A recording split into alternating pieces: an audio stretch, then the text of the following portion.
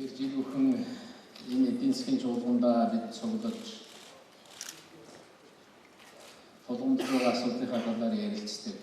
Тэгээ ямар шийдэл байж болох уу гэж ингэж ярилцдаг. Мэдээж төр засагтаа хандаж шүүмжлэлтэй өгүүдээ хэлдэг, шаардлага тавьдаг. Ер нь монголчууд ерөнхийлөгчөө хараад нүрийн шүүмжилж чаддаг. Ямар нэгэн айх мэргэх юмгүйгээр санал бодлоо илэрхийлж чаддаг. Энэ бол Монголын давуу тал гэж би боддог. Ингэж байж бид бол хамтаараа явах чиг хандлага тодорхойлно гэж ингэж бодож байгаа гэж хэлье гэж бодож.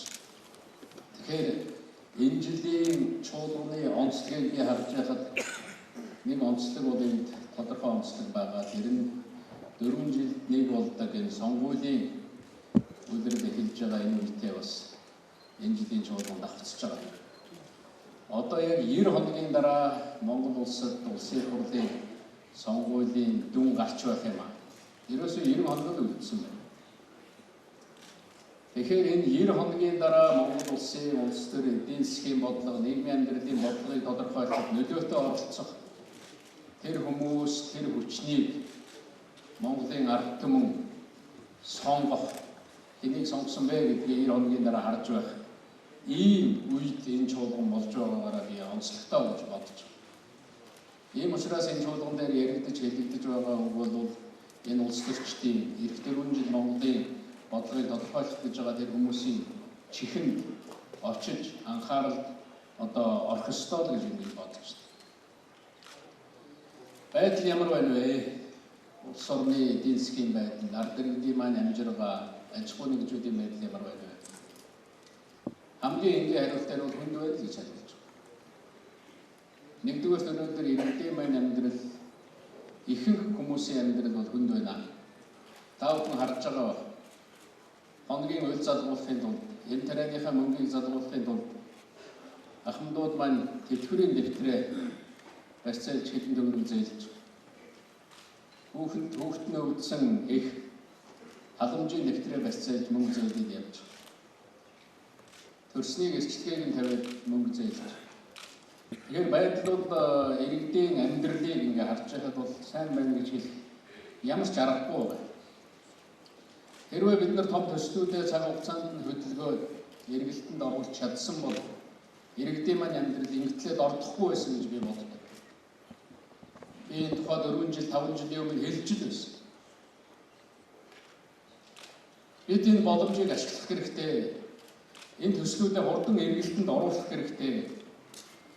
Улс төр хийдэг нь улс төрөө хийгээ. Эдийн засгаа хөгжүүлдэг нь эдийн засгаа хөгжүүлдэг. Бизнес хийдэг нь бизнесээ хийгээ.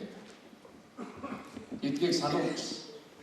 Хэрвээ бид нар том төслөө хөдөлгөөд цааш нь явуулсан бол улс орны төсөв ийм жил бүхэн ийм алдагдaltaа гарахгүй байсан. Та бүхэн мэдж байгаа. Бид нар ийм мөнгө зарцуулна гэж бүр ханж танасаар байгаа төсвөлдөг. Гэтэл жилийн эцэс рүү нэг их 80 тэр чинь асар их мөнгө шүү дээ. Бараг л жил бүхэн нэг их 80-ийн алдагдaltaа гарч байгаа. Тэгээд түүнийг төсвийн бодлого гэдэг нэрээр хасаж танаж хаадаг. Нөгөө бизнес рүү орох зээл, нөгөө ард иргэдэд очих мөнгнөөсөө тасж байгаа байхгүй. Өөр юунаас асах вэ? Энэ том төслийг хөдлөөгүйгээс болоод асар олон мянган ажилчин өнөөдөр ажлын байраа алдаж байгаа шүү дээ. Монголчууд орлогоо алдсан. Тэрвээ хөдөлсөн болвол би олон мянган хүн ажилтаа байх байсан, орлоготой байх байсан. Ингэтлээч бас нэг халамжийнхаа дэвтрийг барьцаанд тавьж энэ тэндээс мөнгө зээлэх гэж энэ тентхийн ламбардын үйл сахихгүй байх байсан даа.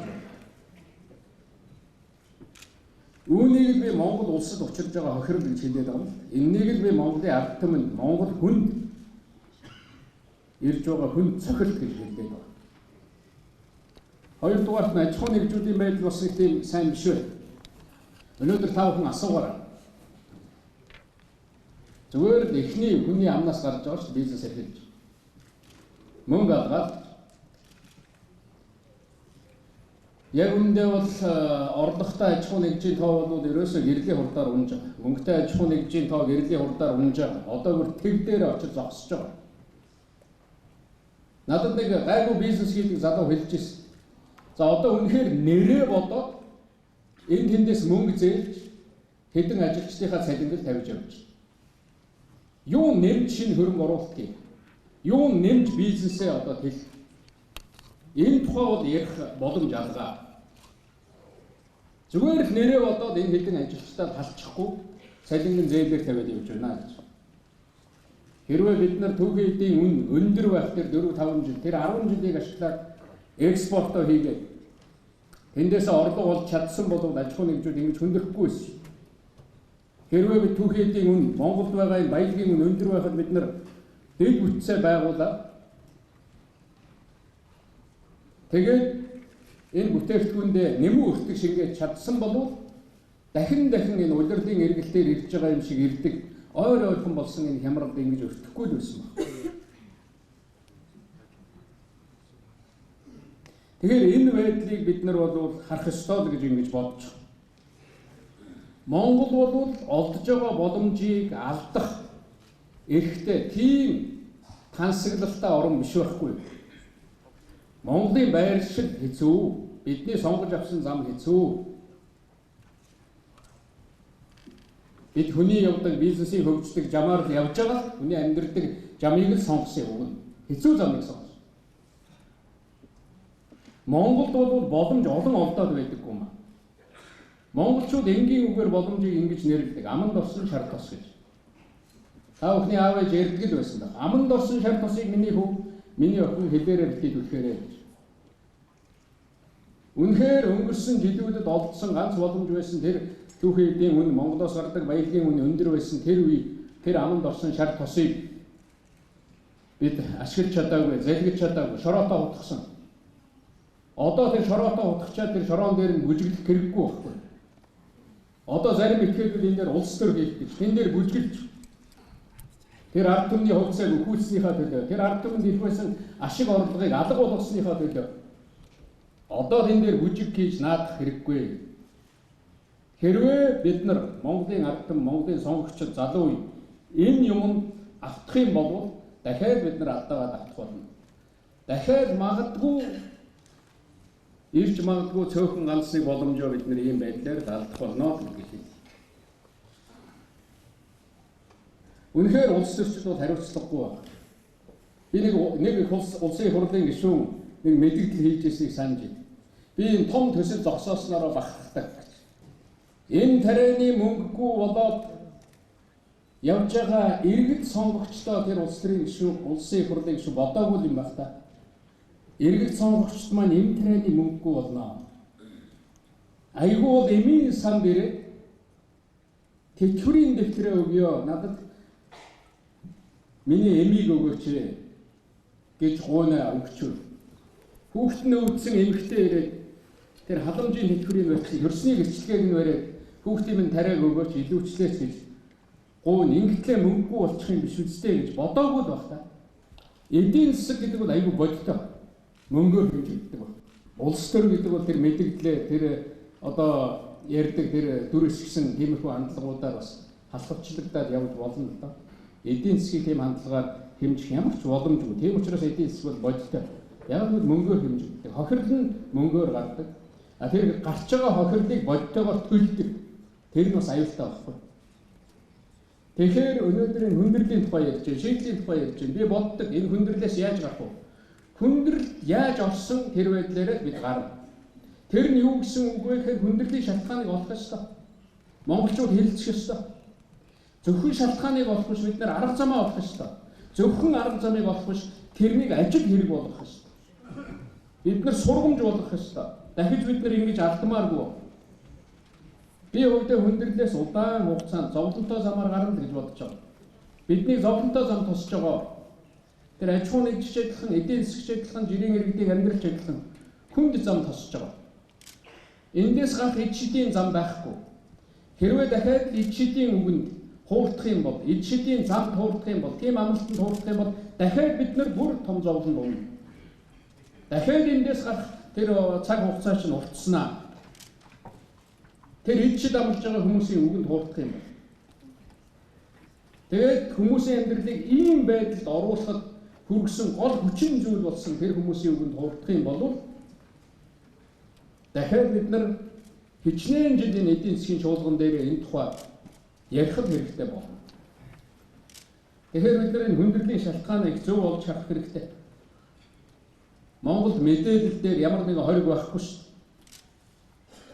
Мэдээллийг авч чадж байгаа, тэрнийг боловсруулж чадж байгаа хүн бол түүнийг мэдлэг болгож чаддаг.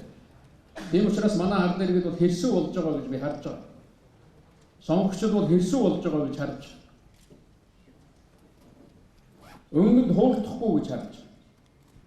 Тэгэхээр энэ байдал руу орсон шалтгаан ойлгомжтой байна. Нэгдүгээрт нь энгийн үгээр хэлье. Ерөөсөө монголчуудын тамийн тоогооны үлгэр. Нэгнийхэн амжилтанд алга ташдаг. Энэ байдал алга болчиход байна шүү дээ. Спортод медаль авсан хүнд алга ташдаг мөртлөө гадны хөрөнгийн бирждээр хүний итгэл хүлээгээд мөнгө босгож байгаа. Тэр аж ахуй нэгжил.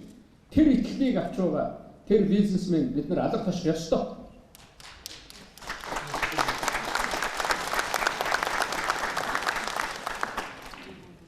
Хүнээс мөнгө зээлнэ гэдэг бол хамгийн том итгэл байхгүй юу да. Хүн чамд мөнгөө өгч байгаа бол тэр хамгийн том итгэл. Тэр тусмаа гадны зах зээлээс, тэр тусмаа Монголыг янз бүрээр харж байгаа, хилэгдэж байгаа. Тэр зах зээл дээрээс мөнгө босгоод, хямд үнэтэй мөнгө босгоод оруулж иж чадж байгаа бол тэгээ бизнесээ өргөжүүлж чадж байгаа бол энэ бол итгэл байхгүй. Би зүгээр хэлдгийг улс төрд орсон хүн бүхэн муу биш байх л да. Гэхдээ бизнест хүний итгэлийг алдсан улсууд улс төрлөө зүтгэхийн заримдаа харж байгаа. Бизнес бүр хүний итгэлийг алдаад өөрийгөө хүндэлдэг ямар ч хөрөнгө оруулагч өөрт нь итгэхгүй болоод бүх одоо итгэгчтэй алдсан хүнд улс төрлөө зүтгэж. Тэгээ улс төр тэгж олсон хүн бол эргүүлээд олонний итгэлийг хүлээж, олонний итгэлийг дааж явна гэж байдаггүй гэдгийг бид нар харж байна. Бизнесийг хулгайн аргаар хийх гэсэн хүмүүс бол улс төрийг тийм л аргаар хийх гэж оролддог юм байна. Тийм учраас нэг шалтгаан бол тэр тамийн тоогооны үлгэр. Чиний миний бодож байгаа. Миний санал гүйцэтгэхгүй бол чи надад татвар төлөхгүй бол би эндээс орлого олохгүй бол чиний бизнес явахгүй. Та нарын ажил явахгүй. Ерөөсөө ийм л тамийн тоогооны үлгэр дотор бид нар явж шээ.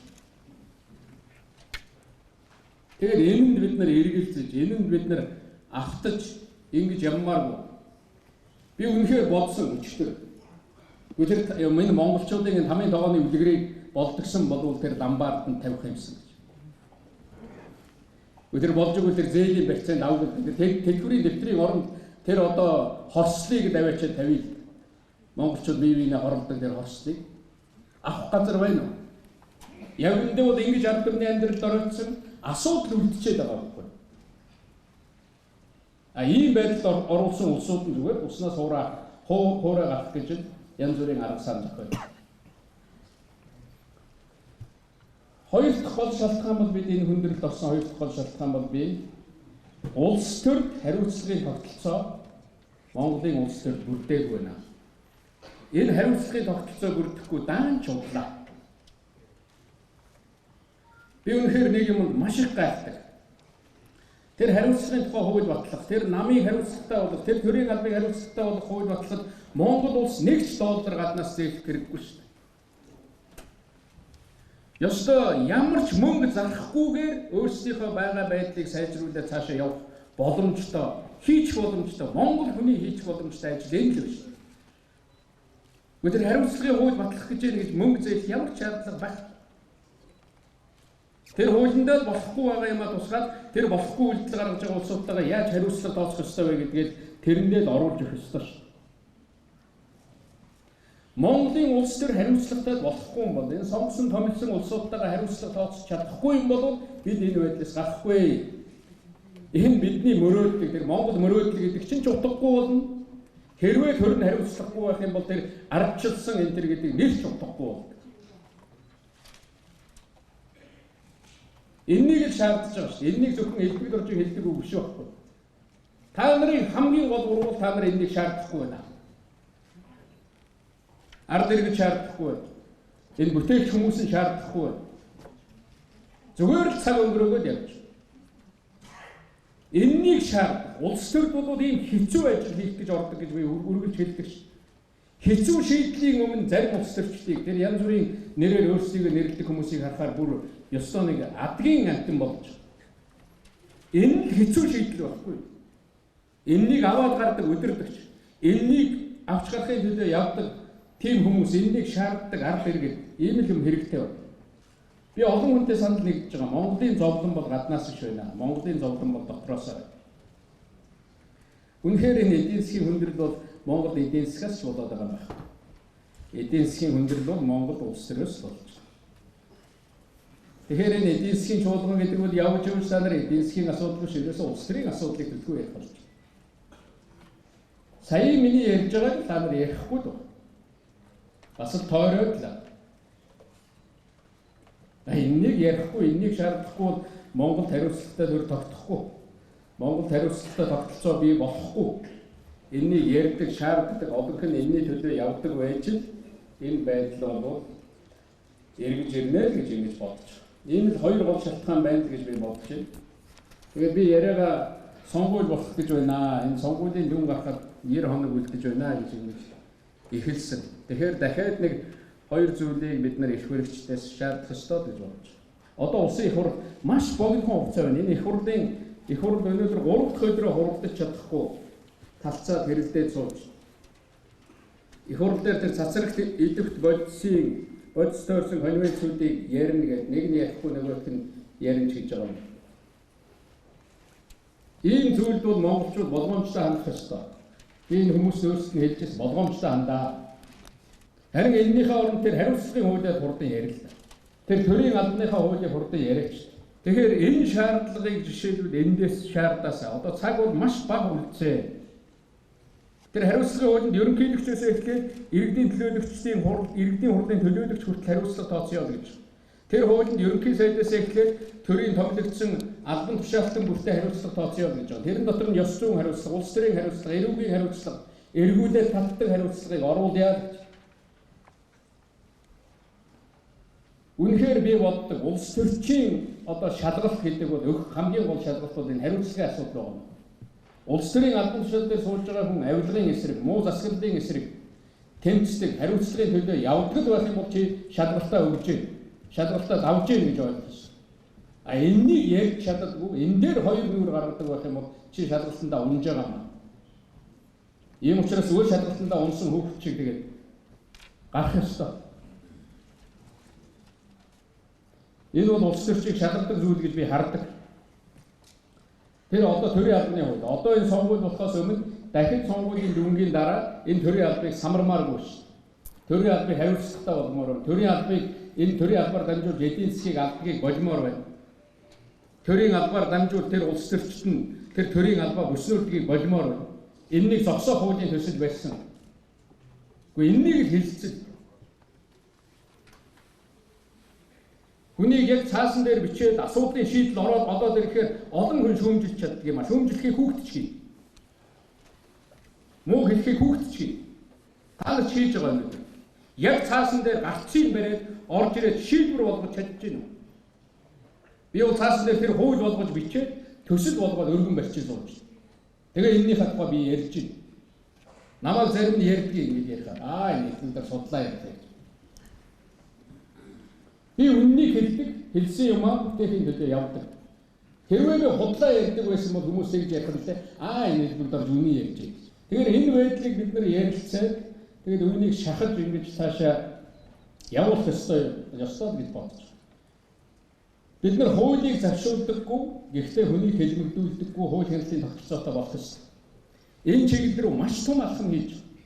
Би өнөөгдөө сонирхоос харж байна. Малчин хүн шүүхтээр очоод том аж ахуй нэгжийг яллаа гэж. Манай шүүх тийм болж байгаа хүн ярилцсан өгсөн байна. Үнэхээр тэр эрүүгийн хууль гэж тэр социализмын үед байсан. Тэр шал өөр утгатай байсан. Тэр хууль бүрэн өөрчлөлтийг бид нар эрмэлзсэн. Тэр зөрчлийн хууль гэж гаргасан. Одоо тэр хуулиудаа яаж хэрэгжүүлэх вэ гэдэг тэр хуулиудыг хэрэглэх тэр хуулийг батлах ёстой. Ягаад гэвэл 9 сарын 1-ээс нөгөө шинэ хуулиуд чинь хэрэгжих гээд. Нөгөө сонгуул бол 10 сарын 1 хүрч их хурл нэгдэн ш. Энэ хуулийг хэлцэж чадахгүй.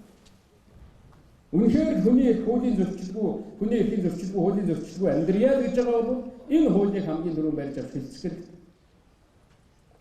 тэр эрүүгийн асуудлыг, тэр зөрчлийн асуудлыг, иргэний асуудлыг хэрхэн шийдвэрлэх вэ? Хэрхэн энэ ардчилсан хүний хүндэтдэг нээлттэй гэхдээ хуулийг завшуулдаггүй, хуулийн өмнө бүгд ижил байдаг. Тийм тогтолцоог бий болгохын тулд тэр амин сүнс нь болсон хуулийн төслөөнөөр хэлэлцэхдэггүй сууж лээ. Тэрнийг барьж авч хэлэлцэх ёстой. Бид нар дахиад хамын тооны үлгэр рүү унаж, дахиад нэг хэсэг хүн гарч ирээд энэ буруу хууль батлагч, энэ юм тэрэн тийм. Дахиад бид нар ухарч авах шүү. Тийм учраас энэ зүйлүүдийг бид нар ярих ёстой. Энэ юмыг ярихгүйгээр энэ их хурд завсарлах хэрэггүй гэж бодож байна. Хоёрт нь одоо би дахиад сонгуультай холбож хэлэхэд манай энэ ажил хэрэгч хүмүүс, сонгогчид ерөөсөө сонгуульд орж байгаа намуудаас маш тодорхой асуулт асуух хэрэгтэй. Гэхдээ дэлхийгээр нэг сонгуулийн кампани болж байгааг би харж байна. Би сонгогдсныхоо маргааш ийм зарлиг дээр гарын үсэг зурнаа. Манай нам парламентэд олон болох юм бол эхний өдөр энэ хуулийг авч хэлэлцэнэ. Эхний сард энэ хуулиудыг батлана гэж амлалт өгж шв. Та нар тэгж асууж гин үү? Яг эхний сард та нар ямар хууль батлах юм? Яг үндэ бол сонгуулийн дараа эхний 100 хоногт тухайн парламентын олонх тэр амлсан юм хийж чаддаг, хийхгүй бол тэгэл аль талдаа мартагнаад огтдог байна. Тийм учраас энэ дэлхий дээр чинь бас энэ сонгуульд явуулдаг ардчилсан нээлттэй гэж байгаа орнууд тэр ард иргэд хаширсан байна. Гэхдээ яг эхний 3 сард чи юу хийх юм бэ? Эхний сард ямар хууль батлах? Үнэхээр тэр намууд улс төрд одоо нээлттэй болж чадах уу? Хариуцлага хүлээдэг болж чадах уу? Дансан шилэн болж чадах уу? Хууль зөрчих юм бол тэр намуудыг татан буулгадаг тийм хуультай болж чадах уу? Энэ асуултыг асуух ёстой. Та гишүүн болох юм бол таныг эргүүлэн татах тухай ярьж байна. Тэр хуулийг та батлах уу? Эхний сард та тэрийг батлах уу? Гишүүн болоод дахиад нэр дэвшээ. Дахиад тэр гишүүнийхээ бүрэн эрхээр халахлаад дахиад тэр хууль бус үйл ажиллагаа тэр хулгайгаа үргэлжлүүлээд явж байгаа хүнтэй хариуцлага тооцох хууль батлах уу? Аль эсвэл газар дээрээ баригдвал гэдэг хуулийг мөрдөж явах гэж байгаа юм уу? Хуулийн байгууллага мөрдөөд шалгаад энэ хүнтэй хариуцлага тооцмоор байна. Асуух юм байна гэж оруулаад ирэхэд шууд өгөөд явуулдаг хуулийг батлах уу? Хэрвээ хуулийн байгууллага чамтай тийм асуудал ярих юм бол чи шууд өөрөө өргөдлөө өгөөд гарч чадах уу? Тэр бүрэн эрхээсээ тэгээд татгалзаж чадах уу? Үүнийг л сонгогч асуух ёстой шүү. Энэ байхгүй учраас Монголын улс төр муухай болоод байна. Энэ байхгүй учраас улс төр нь эдийн засгийн муухай болгоод. Засгийн газраа та нар байгууллаа. Их хурлын гишүүн засгийн газрын гишүүний ажилд албан тушаалыг хашихгүй байж болох уу? За бүр явж одоо буухт хийгээд тал талаас нь буухт хийгээд ерөнхий сайд, хууль зүйн сайд, тэр сангийн сайд, гадаад харилцааны сайд их хурлын гишүүн байж болно. Бус нь байж болохгүй гэж би хуулийн төслөөр юм байсан л дээ. Энэ хурл батчихгүй. Яг түүгээр хязгаарлаад бусдын тэр давхар дээлгээ чимийг өмсөхгүй байж чадах уу танаа нам? Тэр хуулийг одоо баталж чадах уу? Засгийн газар байгуулалтаа энэ зарчмыг барьж чадах уу? Ингэхгүй болохоор Монголын төрд хариуцлага ихгүй байна. Ингэхгүй болохоор албан тушаалтнууд нь тэр албаараа дамжуулаад их хурл тэр олон түмний тэр төлөөллийг атгах суугаад байна. Хариуцлага тооцож чадахгүй. Үүнээс болоод дээрээсээ толгой нөтсөн учраас Монголын нийгэм чинь нэлээд ийм хүнд байдалд орчоод байна. Энэ асуултыг би асуух ёстой гэж бодож байна. Тэр ерөнхий сайд нь засгийн газрын гишүүнээ томилдог, чөлөөлдөг тийм эрхтэй болгож чадах уу?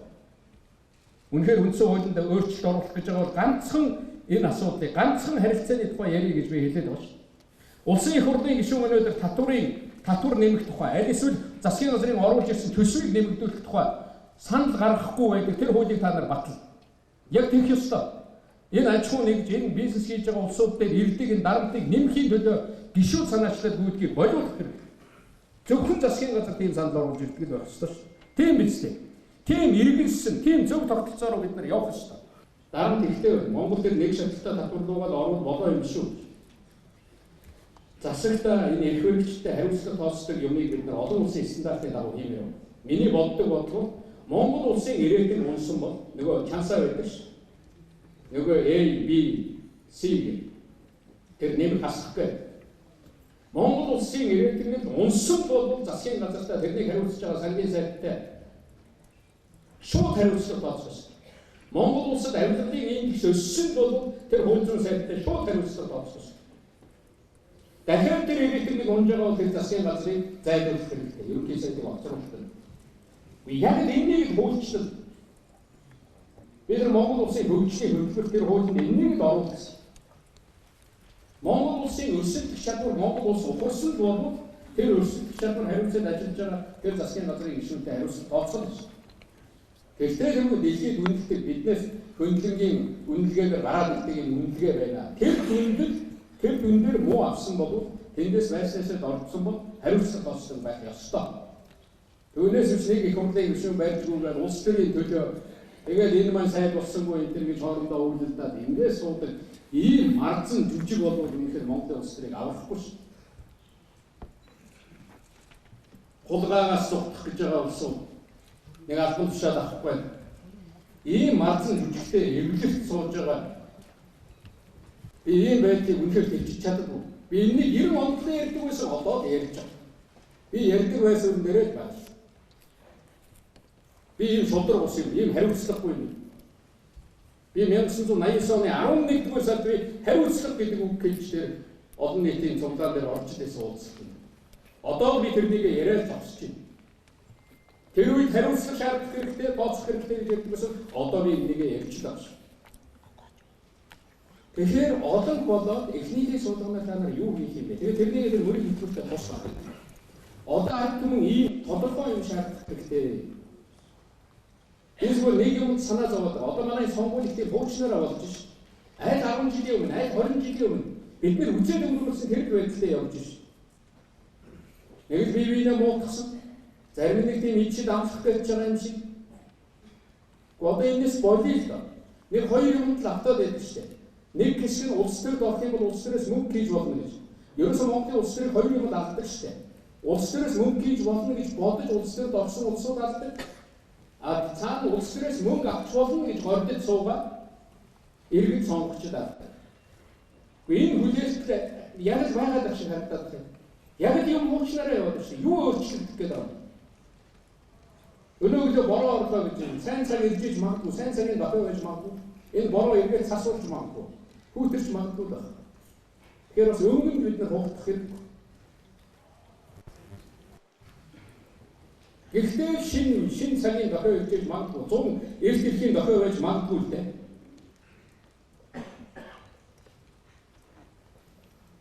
Эсвэл эдийн засгийн хувьд бол хүндрэлтэй олон асуудал байгаа. Би эндээс үнэхээр ганцхан асуудлыг олцлоо гэж бодсон. Би өмнө олон ярьсан учраас одоо дахиж ярмааргүй. Би ганцхан асуудал. Би зөвхөн мөнгөний асуудлыг олцмоор байна. Яг үндэ бол Монголын эдийн засаг, Монголын аж ахуй нэгжүүд ард иргэдийн гар дээр мөнгө байна. Ард иргэд маань мөнгөөр бүтэж байна, аж ахуй нэгжүүд мөнгөөр бүтэж байна, Монголын эдийн засаг мөнгөөр бүтэж байна. Яг үнэ. Үнэхээр мөнгө гэдэг юм бол Монголын эдийн засаг хэрэгтэй байна. Энэ санхүүгийн зах зээлийг чөлөөлөхгүйгээр энэ санхүүгийн зөв зах зээлийг бий болгохгүйгээр энэ дээр Монголын төр засаг анхаарахгүйгээр энэ байдал өөрчлөгдөв. Нэг жаахан мөнгө оруулж ирдэг тэрэн дээр бүгд зодтолтой. Тэгээд тэр улс төрд байгаа янз бүрийн тэр юмыг зогсоож байгаа улсууд дээрээс нь цавчаа хийх гэж оролддог. Ингээд тэр мөнгө нь амандчгүй хамардчгүй. Монголчууд тэгж ярьдаг. Ийм л болоод. Тэгэхээр тэр хөрөнгийн зах зээлийг хурдан ажилд оруулах би 3 жилийн тухай ярьсан. Өнөөдөр хөдөлж амжилтанд хүрч байгаа юм бага. Гэхдээ Монголд байгаа аж ахуй нэгжүүд, амжилттай аж ахуй нэгжүүд хувьцаа гаргалтаа ард иргэдтэй худалдаачтай. Хүмүүс чи одоо Монголын хэдэн аж ахуй нэгж чинь тэрнийг үүсгэсэн захирал тэрнийг гэр бүлийн өмч шиг л яваад байна шүү дээ. Болил доо тэрнийг хэдэн захирлын гэр бүлийн. Тийм учраас чамайг шүүмжлээд байгаа. Чи 10,000 хүн, 20,000 хүн, 50,000 хүн хувьцаагаа өгөөч дээ. 50,000 хүнтэй нийлээд тэр баялгаа бүтээлтэй. Тэр хүмүүсээс орж ирсэн мөнгөөрөө эргүүлээд тэр бизнесээ өргөдөхөө. Энэ боломжийг Монголын зах зээл дээрээс Монголын ард түмэнтэйг хамтраад хийлгэх. Тэгхийн бол баялаг олны болно. Эндүү чиглэсэн хууль, эндүү чиглэсэн тэр хөрөнгөний зах зээлийг чөлөөлөх хууль руугаа бүгдээрээ орё. Тэгхийн бол Монголын нийгэм тогтвортой болно. Тэгхийн бол Монголын улс төр эдийн засагтай, бизнестэй одоо тийм ээлтэй улс төр болно. Friendly гэж юм. Ээлтэй улс төр болно. Тэгэхгүй бол болохгүй. Энэ хоёр хуваагдаад тэгээд энэ дээр нэг хэдэн хүн бүжиг иргэсэн ийм байдалтай явна. Тэр бизнесийн даатгалыг бий болгох ёстой. Бизнесийн тэр даатгал хамгийн чухал асуудал. Тэр бизнес мөнгөийг бий болгох хэрэгтэй. хамгийн чухал асуудал. Ерөөсөө Монголын зах зээл дээр санхүүгийн хязгаарлалтыг бид нар явуулах хэрэгтэй. Тэгээд тийм мөнгө орж ирэх, мөнгөтэй болох энэ Монголын зах зээл мөнгөтэй байдаг тэр нөхцөлийг үүсгэсэн сайн аятайхан нөхцлүүдийг бий болгох хэрэгтэй. Ингэж чадах юм бол яв. Өнөөдөр харалтаа таав. Мөнгөгүйгээс болоод манай тариалгын хэвлэлийн байгууллага хийгээ сууж шээ. Засгийн газар нь гаргаж өгөх мөнгөгүй сууж байна. Нөгөө том төслүүдэд хөдөлгөж чадаагүй. Нөгөө нэг ажил нь яваагүй учраас нөгөө талдаа ингэж мөнгөөр дутчих жаа. Өнөөдөр хүүхэд нь өвдсөн эхчүүд хүүхдээ тэврээд, аав хүүхдээ тэврээд тэр эмнэлгүүд, тэр дүүргийн эмнэлгүүд тэр бүх газар багтахаа байдаг ш. Юу ороод зүгээр зогсох шал болохгүй болж ш. Хүний хүүхэд өвдөд бүх зүйл утгаа алддаг. Та нар мэдэх ба хүүхдтэй хүмүүс бүх зүйл утгаа алддаг ш. Зөвхөн тэр хүүхэд тэр өвчтөе хүүхдийн төлөө хамаг анхаарал тавих хэрэгтэй байна. Гэхдээ тэр хүүхдийн эмнэлэг болчихвол өчнөө мөнгийг өнөөдөр тэр том төслийг зогсоосон ш. Өнөөдөр тэр явах ажлыг зогсоосон ш. Өнөөдөр тэр монголчуудын аман болсон шар тусыг шороотоо утгахыг зогсоосон ш. Хамгийн гол нь тэр улс төрч яах вэ? Улс төрж болно. Гэхдээ асуудал үлдчихэд байгаа байхгүй. Тийм байгаа юм. Би хэллээ шүү дээ. Тэр эдийн засгаас үүсэж байгаа тэр асуудал чинь бодтой. Тэрнийг яг бодтой мөнгөөр төлдөг. Тэрнийг яг бодтой мөнгөөр дэргүүлж босгодог. Түүгээрээ л их зовлонтой байдаг. Дахиж бидний хугацаа, дахиж эд шидэнд хугацах хэрэггүй гэж би түрүү хэлсэн. Дахиад тэр тэтгэврийн хөгжүүл тэр тэтгэврээ бариад, тэр тэтгэврийн дэвтрээ бариад явж байгаа. Тэр байдлыг таав харах хэрэгтэй. Тэр аж ахуйн нэгжүүд цалин тавих мөнгөгүй болсон байгааг харах хэрэгтэй. Мөнгө л орж ирдэг юм бол би ерөнхий сайдыг мөнгө орж ирдэг юм бол энэ ажлаа хийсэн түрэн аж ахуйн нэгж шүү дээ. Тийм үү? Засгийн газартай төлтөө гэрэл. Тэднээс эхлээд тэр өөрөө авах хэрэгтэй шүү. Тэд нар мөнгө аваад тэд нар ажиллаад эхлэх юм бол цаашаа олон мянган хүн ажилтаа болно доо. Энэ ажлууд чи явахгүй шүү. Хамгийн гол нь явах гэж хэлсэн ажлыг. Гэхдээ та нар муу юм хийсэн үнтэй хариуцлага тооцох тухай ярьж болно. Тэр хуулиас бид гаргах хэрэгтэй. Ерөөсөө ажил хийгээгүй үнтэй ямар хариуцлага тооцох. Юм бүтээлгүйгүй тэр улсуудаа ямар хариуцлага тооцох. Түүнийг хорлох зогсоосон тэр хорлогчийн аргатай ямар хариуцлага тооцох. Энийгээ бид нар хуулиудаа оруулж өгч байгаа. Энэ тухайга бид нар асуудаг болж ийж ийм юмыг дэмждэггүй, ийм юмд дахиад угаалгадаггүй болж ийж Монголын нийгэм урагшлна. Би урагшлна гэдгийг хэлдэг. Яагаад гэвэл энэ нээлттэй. Яагаад гэвэл энэ бид нар байгаа юм харж чаддаг. Тэгэхээр энэ чиглэл рүү бид нар явах ёстой. Тэр хүүхэд уурч төвдөг шиг үнээр бид нар бол энэ зовж иж энэ байдлаас гарах байна. Байгаа байдлыг хэлдэг. Бид нар энэ ойчлоод шаардлагагүй. Гэхдээ бас өөдрөг юм би сая нэг Японоос ирсэн Норвегийн шагнал авсан хүн хэлсэн байлээ. Танай орон чинь хүн аман залуу юм байна. Тогтолцоо нээлттэй юм биш. Японы эдийн засгийн хэмжээнд танай эдийн засаг хүрхийн тулд 10 дахин өсөх боломж байгаа юм биш. Манай хичнээн шахуу цаашаа явах хэцүү байх л да. Та нарт бол хийх ажил зөндөө байна. Хүндрэл шийдэх асуудал зөндөө байгаа юм байна. Монгол хөгжих юм байна. Монгол хөгжих юм байна. Та нар чаднаа гэж гадны хүн хэлсэн байна. Зүгээр энгийн нэг сайн мэдээ. Энэ 14, 15 он уул уурхай одоо шинээр үүссэн бизнесүүдийн бараг 90% уул уурхай бус салбарт үүсэж байгаа. Энэ бас тийм муу мэдээ биш шүү дээ. Нөгөө эдийн засгаа уул уурхай тэр хараат байдлаас арай холдуулъя гэдэг энэ чиглэл рүү явж байгаа. Тэгэхээр бид нар уул уурхайгаа хөгжүүлж байгаа юм шиг. Бид нар бусад бизнесээс дэмжиж байгаа. Түүнээс ч өнөөдөр энэ уул уурхай огт хэрэггүй гэж хэлж байгаа юм биш. Үүнийг бид хариуцлагатай болгож байгаа. Миний дараа энэ уул уурхай хариуцлагын талаар энэ одоо мэргэжтэй ярих гэж байгаа. Ингэж бид нар энэ байдлаас гарнаа.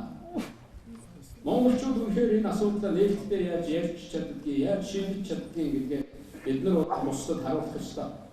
Бид энэ талаараа бол үлгэрч байж чадах байх гэж бодож байна.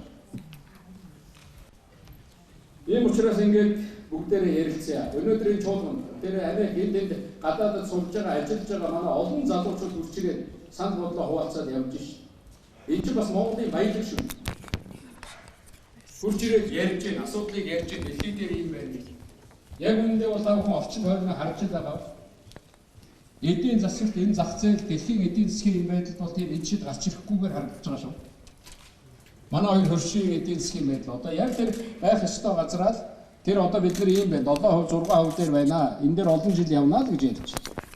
Олон жил явах нэ. Дахиад тэр 11%, 12% бол мэдэхгүй. Би бол дахиад 10 жил дотор, 20 жил дотор эргэж ирнэ гэж би хөрөөсөө итгэхгүй. Магадгүй тэр 5-6% дээрээ л явах байна. Тэр өнгөрсөн 10 жил алдсан, 5 жилд алдсан, 2 жилийн өмнө алдсан боломж бол үнэхээр том боломжийг бид алдсан. Би хэлж ийсэн.